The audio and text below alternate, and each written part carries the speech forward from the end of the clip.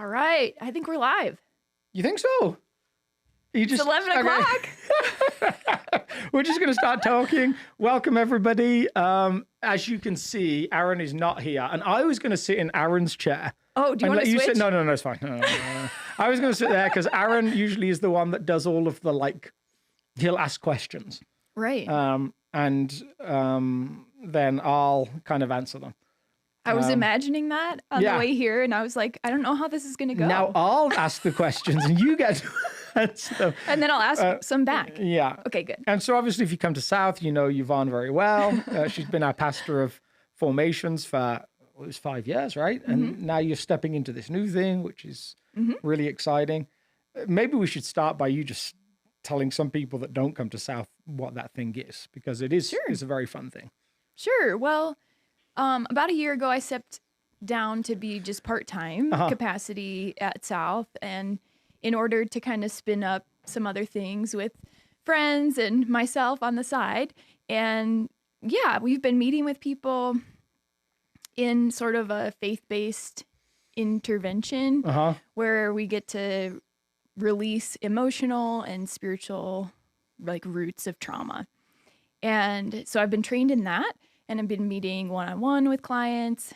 We also put together a conference called God Speaks.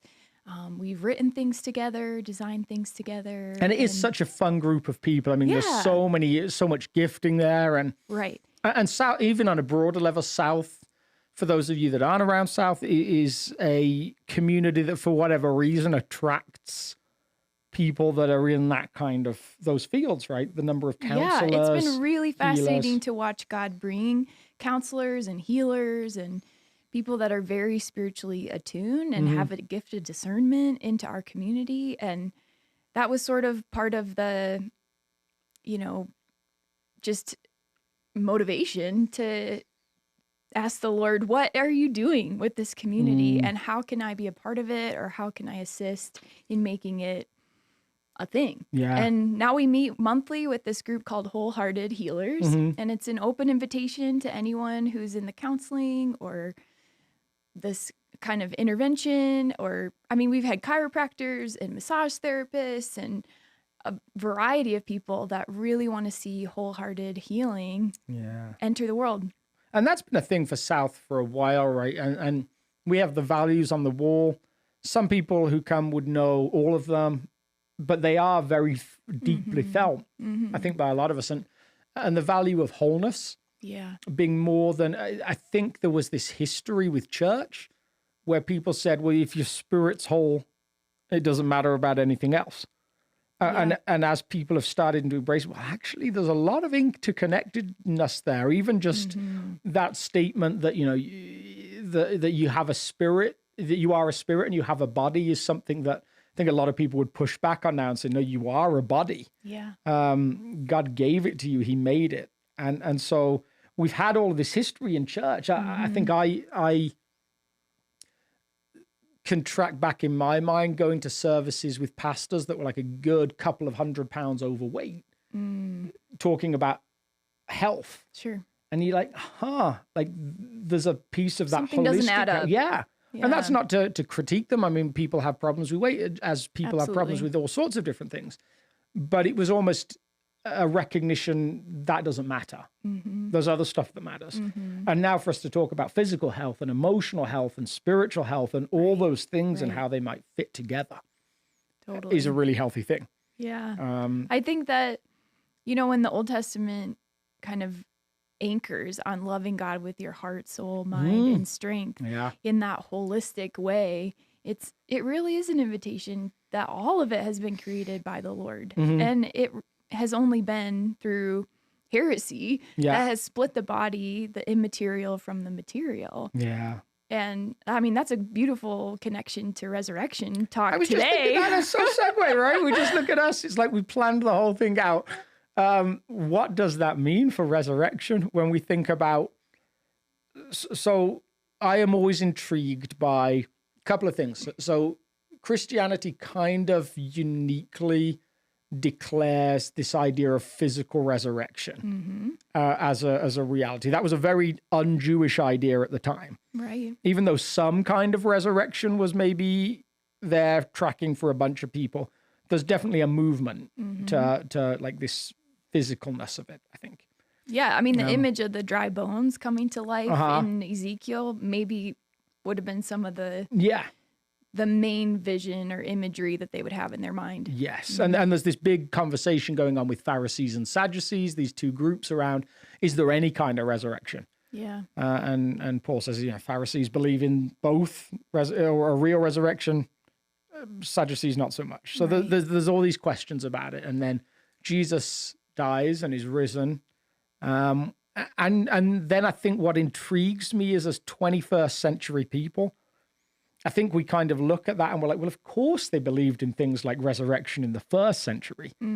But an author, Alistair MacLeod, that I love, says, it's interesting. The dead stay dead with the same monotony in the first century that they do today. Sure. It's a regular practice. Right. Jesus coming back from the dead was spectacular then, just as it would be spectacular today. Yeah. So we always try and throw in, I think, just a little bit of a summary. So we can't throw passages on the screen if you're watching online today, because that's an Aaron thing. That's not an Alex thing, not my capabilities. Well, you gave me the whole chapter of I gave you the whole chapter. 15, which is actually a lot of verses.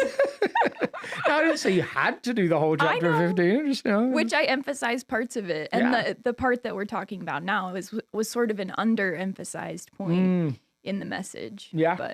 But give us what's the broad summary? Like, what did you cover? Well, as I was reading that whole chapter, it just seemed like there was a reminder of a creed at the beginning. Yeah. And then there was this chiasm argument that resurrection actually does matter and that there are real implications if it doesn't happen. Yeah.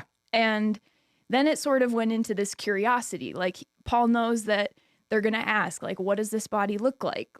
What really is going to happen? Like, we want to get to those imaginative places and know, like, the details of what it's going to look like on the other side. Yeah.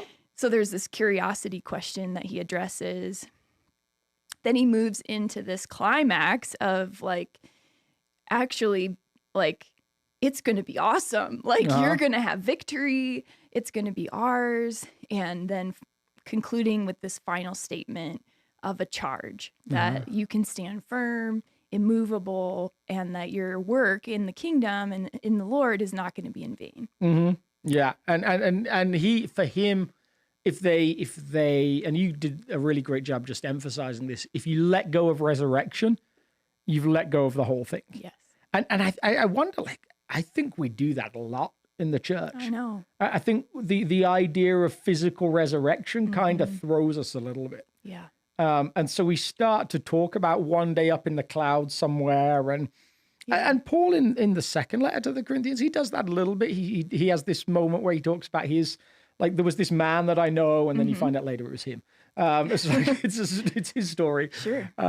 And he says, well, he was called up to the third heaven and he saw things and all these different things. So there's this mystery of resurrection that's both actually really physical and then also got some like distance and somewhere elseness to it as well. Totally. And Jesus' resurrection. The afterlife, which is sort of mystical and mysterious anyways. But Jesus' resurrection is physical and yet he can walk through walls. Yeah. And it's physical, and yet he has holes in his hands that don't bleed. The scars are still there, but the wounds aren't open wounds, if that makes sense.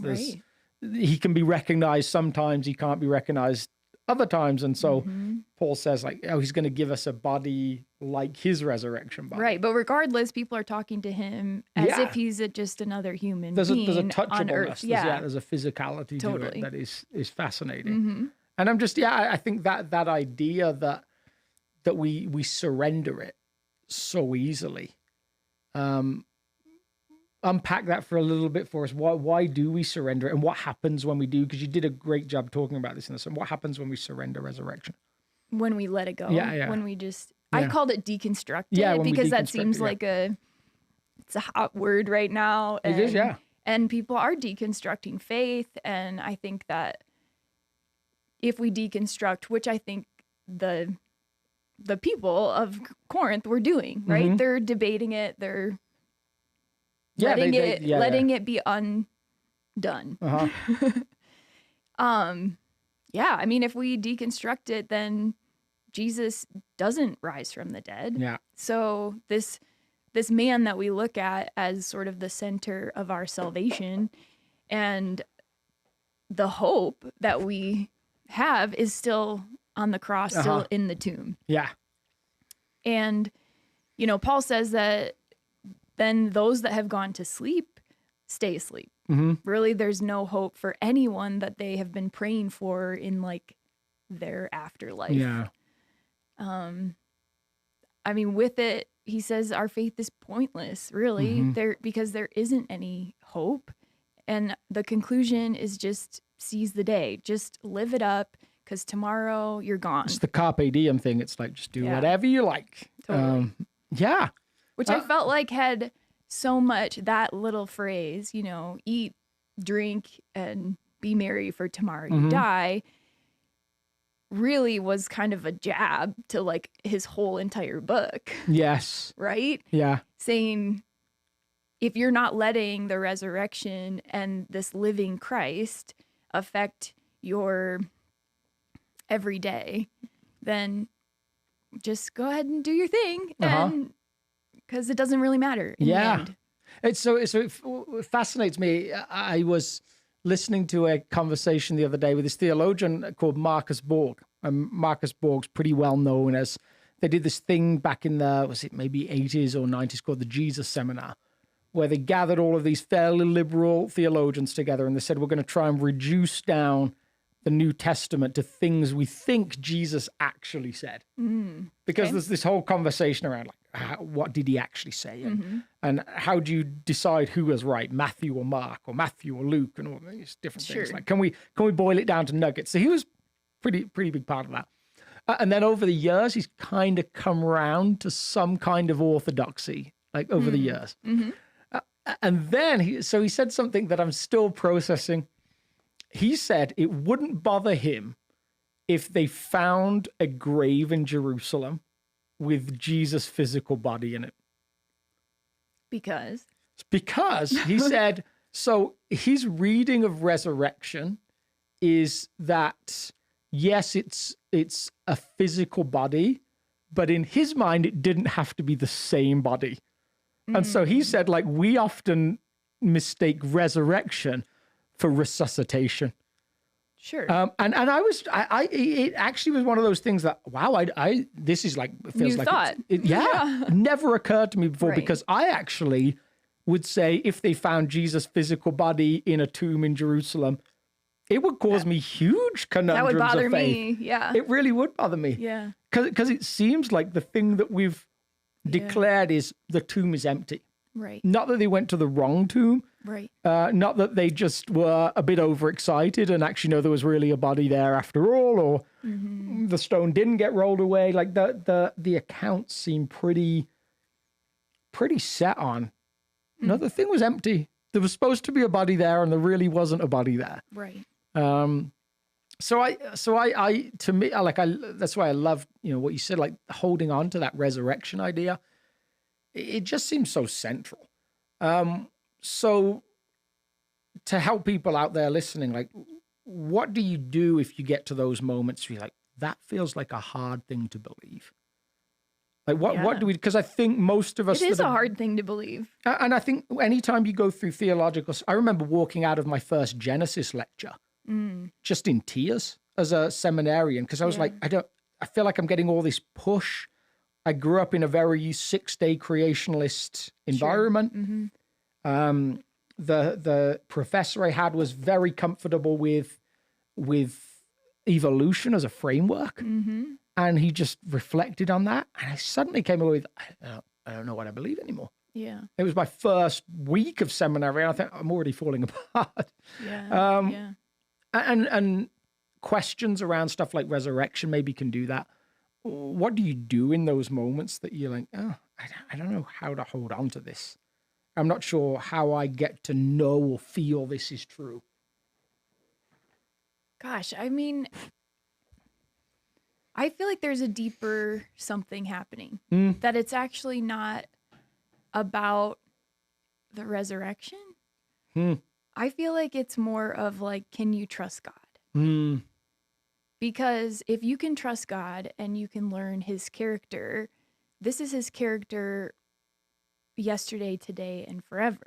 Like, what he does is create and recreate and recreate I love that. and recreate. Like, that's everything that God does. And that is, if we want to follow this God of creation, the God of recreation, and we want to have any hope for our future life, like, we have to believe that he recreates.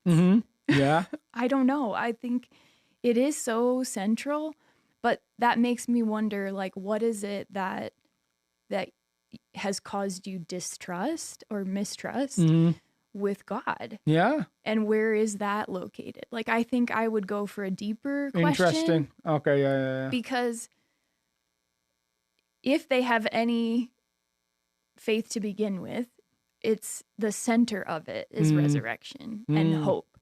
Yeah. And new life. Yeah, I think that there is like so there's plenty of books out there, and if you're someone that loves the intellectual approach, there's all these books you can go and read that will try and tap into like the legal aspect of like, how do you prove something is true? Sure. So they would go back to, well, there's these first witnesses, and they're actually badly chosen witnesses. They're 3, maybe 2 women that come and first tell who won't be believed in Jewish society. Right. So there's that aspect to it. There's the church itself is maybe evidence of resurrection. Why does it become what it becomes? Why are they hiding one day? Right. And then proclaiming in the streets another day if the events don't really take place? They should all run away and give up. Right. And why would they give their life for it? All those different things. Yeah. There's all these like maybe intellectual basis that you can give. And yeah, I think you and I both have this sort of hope for people and the personal experience aspect of somewhere it seems that the idea of the New Testament is you can experience the risen Jesus for yourself. And that's more than an intellectual argument. Yeah. It's a hope that the recreating thing that you talked about, that we can hope to experience Jesus recreating our own lives. Yeah.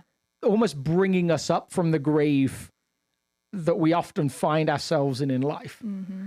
That to me, like, I'm more intrigued by that than I am by building intellectual arguments for why it makes sense. Right. Like that, I mean, that's my hope for people. And I think you talked about that both with stories that you see as this group of healers. Yeah. It's the risen Jesus, not just rising himself, Right. but raising others to new life. Yeah.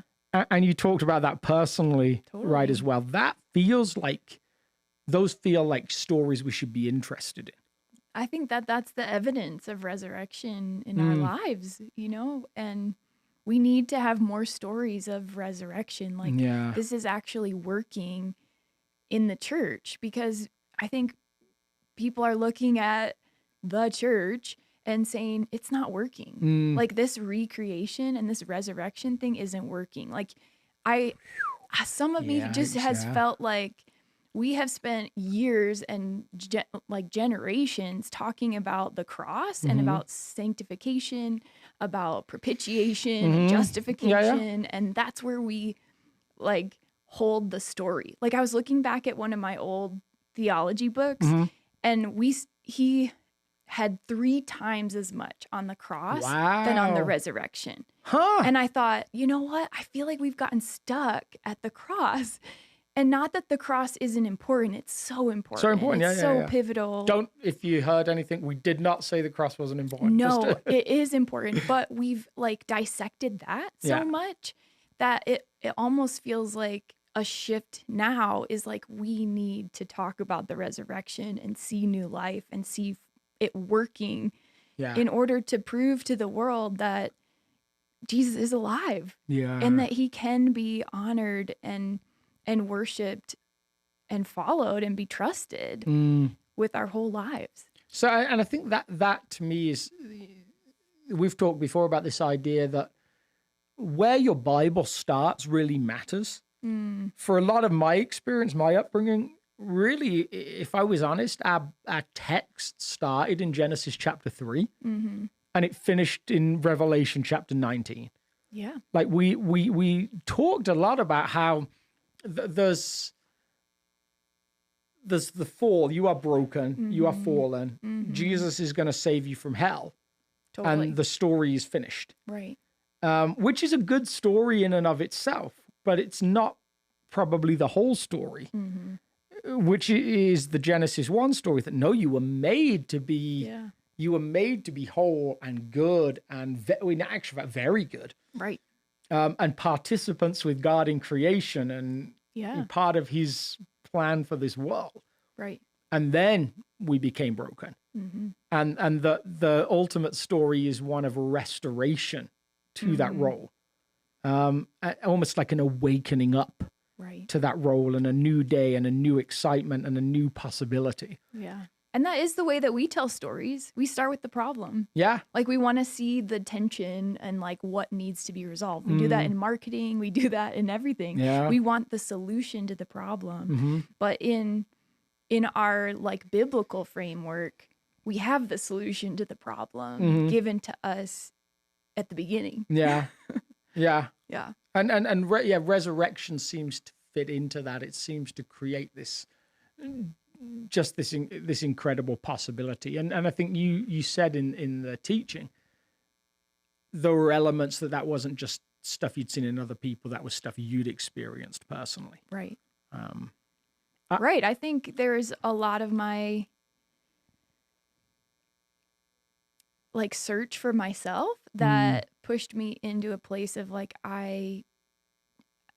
these words in the scriptures aren't just like getting into me just because I'm reading them or just because they're on a bookmark or just because like God says that they're true. So like, what is it actually that's going to get this truth of like new life and resurrection into me when I actually just feel dread and discouragement and like the enemy's winning? And how do I get out of this sort of pit that I feel like I'm in? Yeah. Yeah. Wow. And I've had to hear real stories of resurrection, and I've had to admit things that are strongholds in my life and die to those things in order that he can build something new and regenerate something inside of me. I've been like, one of my favorite joys in life is discovering a new author that just, I feel like resonates with me personally. Yeah, you are a voracious reader. Just a book nerd. I'm a full-on book nerd, and I have no problem with that. I actually Laura and I were with a couple last night, and they had a bunch of books they were trying to get rid of, and so I ended up bringing home like 20 books of different backgrounds, and I regularly walk past the thrift store we have in our strip mall here, and I'll just pick up books, and I came across this author it's probably the best sounding theologian name that I've come across. His name is Hans Urs von Balthasar, which is just like, wow, someone recommended him to me. And so I bought a couple of his books. Yeah. And he has this book on prayer that I just started reading. And he would talk about first that any sense of contemplative prayer, and he was an Ignatian, if that means anything to you, is a journey into your soul. And then a discovering that God is actually deeper than your own soul, that he is there at the very center of who you are. Yes. Which I loved. Wow.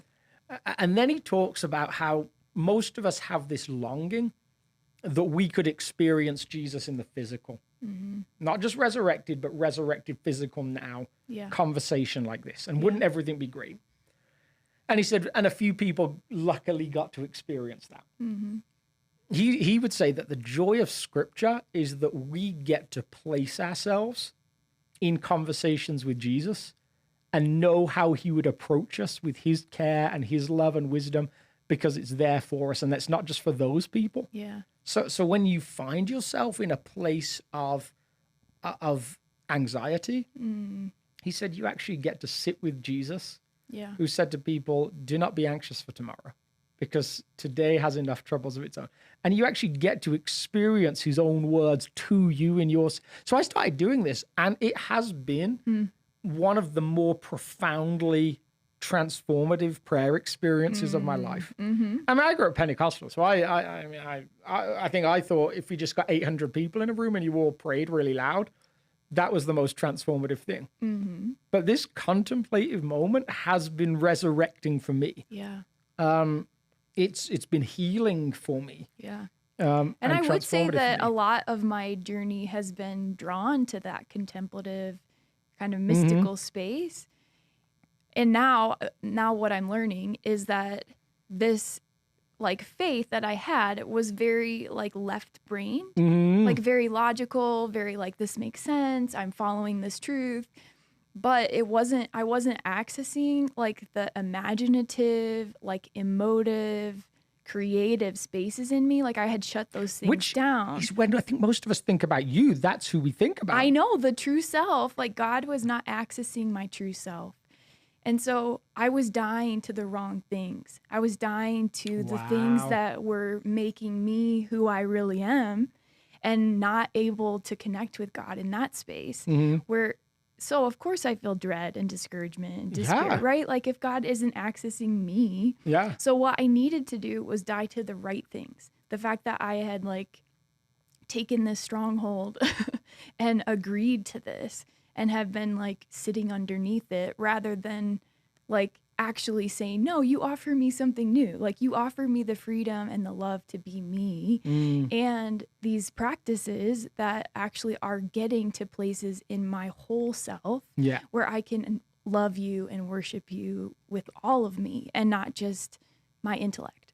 So those people that are out there saying, well, one, like help us understand left brain and right brain a little bit more. Because for the most part, there's people that it seems like they connect more with one than the other. Sure. I mean, so, like, the left brain is bit. like the things that help you function, right? The intellect, the planning, the like, I can do X, Y, Z. Okay. Yeah. Right brain is this like emotive part of us, this relational center where, we actually feel things in our bodies. We're able to emote. We're able to like find something in our mind's eye, to imagine it, and to get into a place of creative exercising. And so I've heard people say, like, you're either left brain or right brain. I'm guessing that's probably not completely true. We've been given both by the Lord. Yeah. And some people, one side's stronger than the other. Right. So if we had a bunch of people listening that were like, all my experiences of the risen Jesus are through like reading texts, and knowing truth. What are some things that they might do that awaken them to something that's a little more left brain? I would say that any time that you have felt close to the Lord, even in your intellect, even in your study, but you felt close to him, you can go back to that place in your memory. So remembering, right? The reminder, which is what Paul says at the very beginning, remember that, like, go back to that place but actually try to get there in your imagination. Try to go back to relive a good, pleasant memory or, relatively safe place that you felt good to be with the Lord, and just start thanking him for where he is in that process. Yeah. And let him enter that memory and re-enter that to strengthen the like left and right brain connection. Yeah, I love that. And what I found interesting, and so at the same time as I've had this season of praying in a different way, which is, again, as I say, been really transformative, I've also been in a season where I've been reading more liturgy. So I've been reading from the book of daily prayer every morning. And this is what startled me about it. And I'd love to hear how this ties into left brain versus right brain, all those different things. Sure. Collaborating with each side. What I've noticed is this: the first time I might read something, I read it for information. And then I've read it over and over again, because the daily book of prayer follows a pattern. So you're reading the same prayer every 7 days. Suddenly something from it will catch me off guard because I'm no longer having to intellectually process it. I'm now suddenly in a place where I know it well enough that I might feel it. Right. And C.S. Lewis talks about this. He talks about how as a Anglican, he would go and he would say the Apostles' Creed every day, every week, and he'd read it through. And he said, I remember this moment where I was stood in church and I was reading through the creed, and I got to the point of it saying, we believe in the forgiveness of sins. And for the first time ever in my life, I believed my sins were forgiven. Wow. It was like suddenly it hit me with this explosion in my chest. And he said, I must have read it 100 times, 200 times, however many times. Yeah.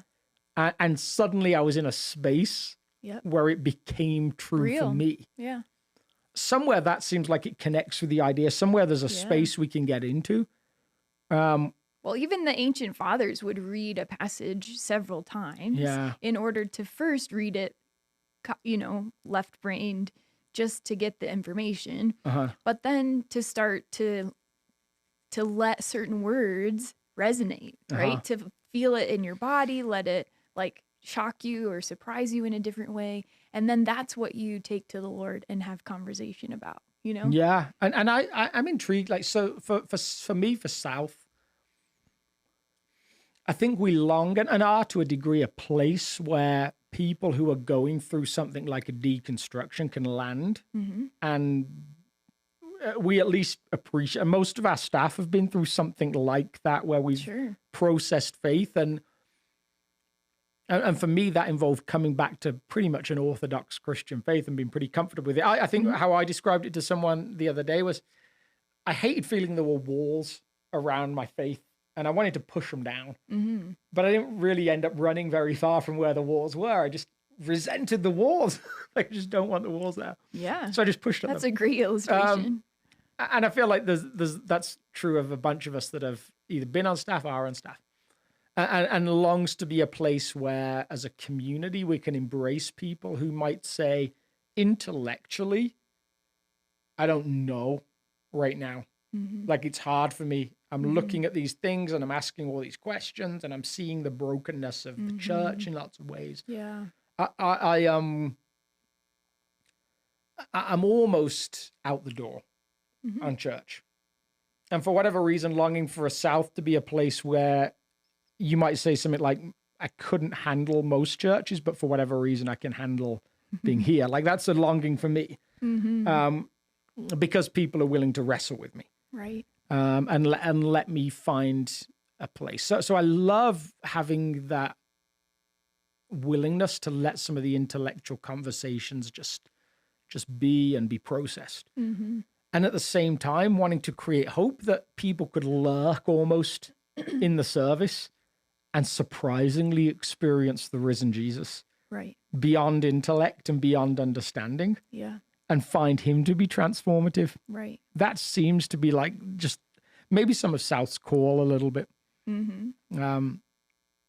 think that there are a lot of stories, both past and present at South, that God is resurrecting things in people. Even somebody came up to me afterward and they said, like, that's what I see South to be. I see South to be a place that walks with pastors, with individuals that are feeling a little dead or a little struggling or lost, and helping them kind of renew and resurrect out of that place. And I do think that God is doing that here, which is evidence to me that the living Christ is among us. And I love that. I think I heard someone say not long ago that they were told pretty early on certain questions were off the table. Like, that was the not even just the inference, but actually spoken. And I grew up in some of those environments. My uncle was, or my whole family were part of what's called the Plymouth Brethren. If you're unfamiliar with that, it's a very conservative, particularly locked down group quite often. And there's wonderful people in it, as there in every organization, but there is, or at least in this chapter, there was a protection of truth that was quite robust. And sometimes that's, I guess necessary and important. But my uncle came and asked a question about the Holy Spirit. And he was told, if you bring any of that spirit stuff here or that tongue stuff here, I'm going to throw you into the window of the store opposite. Like, I mean, that's not happening here. Threatening violence. Yeah, and whether he would ever have done it, it was a better question. I mean, this is the 70s. Violence was regularly threatened. No, but you have to feel safe in order to bring that kind of honesty and that kind of like real wrestling questions. Yeah, and I think it was pretty clear that there were questions that weren't on the table. Right. And this is where Jesus fascinates me in his ability to hold people in places of tension. Because what my uncle heard was this, I think. Your questioning of belief questions your place of belonging. So the moment you don't believe correctly, belonging is potentially off the table for you. Right. And that seems the opposite of how Jesus works. Jesus, with all of his followers, seems to hold belonging as key and central, as something that happens before believing, as something that can be maintained even when believing is thrown into question. Yeah. Like that's a magical thing. And actually behavior is often the last thing that changes. Right. You look at his first followers, they belong to him, they believe in him, and then finally their behavior changes, and it's quite a trailing change. Yeah. And we almost want it to be the other way around. I feel like we almost want to see people behave, and then we'll accept that maybe they believe in Jesus, and then finally we open the door and they can come in. And yet with Jesus, like it's incredible that you can belong to him before you're even sure exactly what you believe.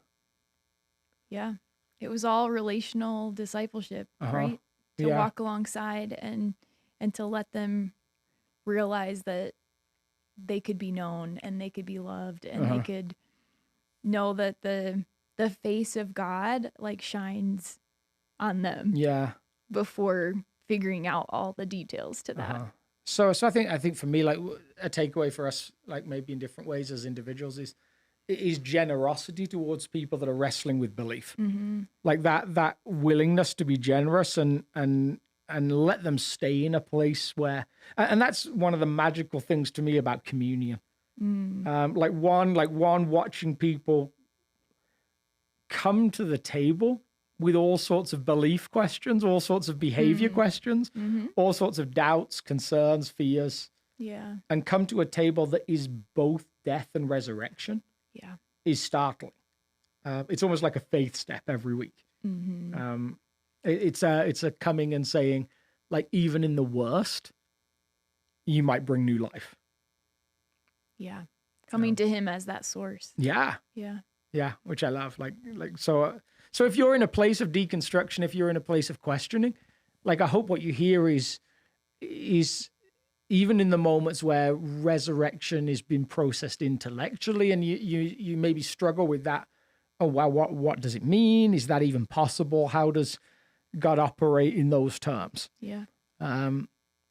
Continuing to come and just make yourself present in a worshiping community and as an individual is just to hold out constant possibility that there might be transformation and new life around the corner. Right. And I feel like that's what you kind of said you had to do for a while. Yeah. In the midst of your own questioning. Yeah, and I think having people that are safe that you can ask those questions with,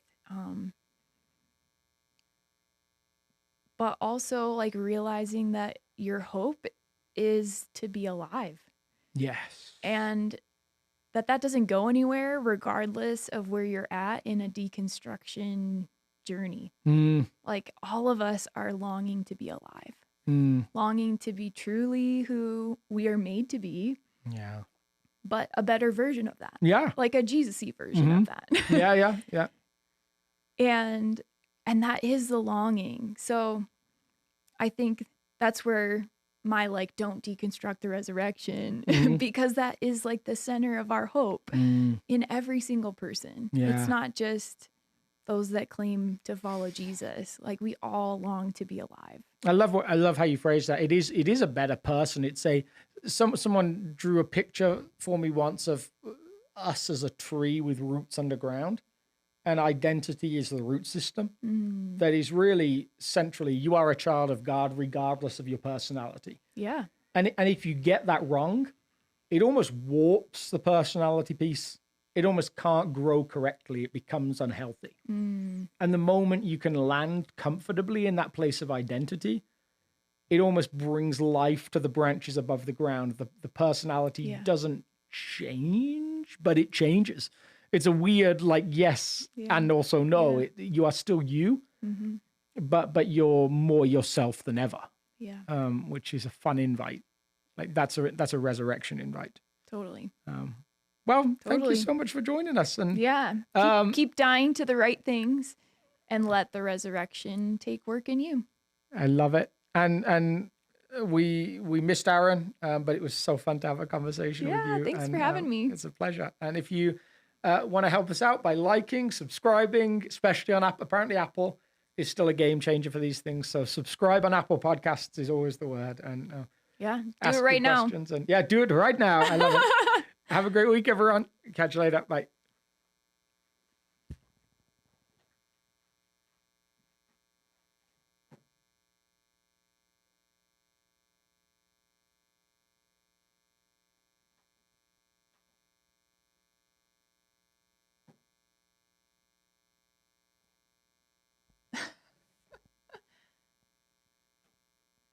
People might just be listening to